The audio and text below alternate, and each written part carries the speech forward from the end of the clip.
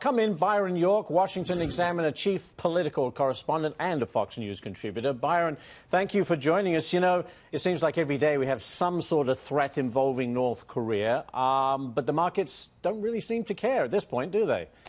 Well, they're not showing it. You know, Yeah. I think what you just heard the president say about China could be very big news. We don't know if it's actually going to happen, but the idea that China really would begin to crack down on its banks that are doing business with North Korea would be a very big deal, in addition to the president's new sanctions. You know, every time we hear these new sanctions announced, you think, why weren't we doing that already? Right. But apparently there are additional things, additional people we can target who are doing business, providing goods and services and technology to North Korea. So the president's clearly upping the ante a little bit and maybe getting China to go along with him. Yeah, that's a good point, because we don't know what they do, you know, round the back there. But listen, at some point, do these sanctions put the North Korean dictator into a corner? I mean, what's the end game here? He's not going to give up. He's going to continue to make outrageous, you know, statements.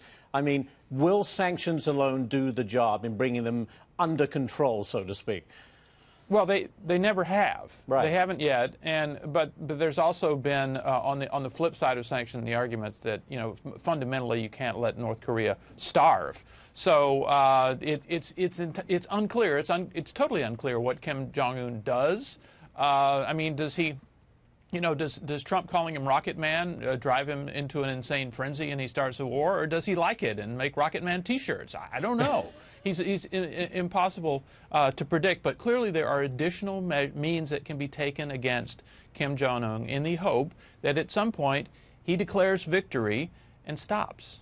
Let's get back to the domestic agenda for the president. We have tax details being released next week, tax reform, tax cuts. We've got health care hanging out there. Lindsey Graham says he's got 50 votes for the Graham-Cassidy health care repeal bill. Do we get this stuff through and done by the end of the year, Byron?